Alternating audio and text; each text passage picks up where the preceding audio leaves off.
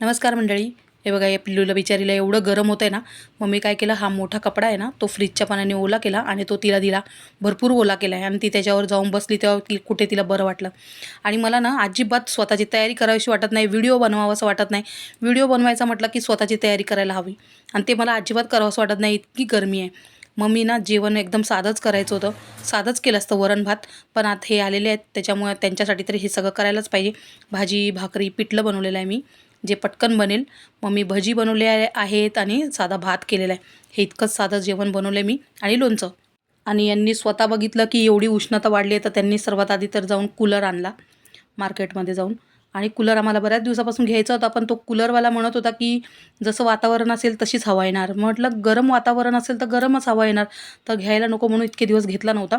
पण आज आम्ही घेतला आणि खरंच त्याची हवा इतकी थंड मस्त आहे ना. मग काय त्या कुशीत आईस्क्रीम व्हायलाच हवी, म्हणून मुलांनी आईस्क्रीम पण आणली.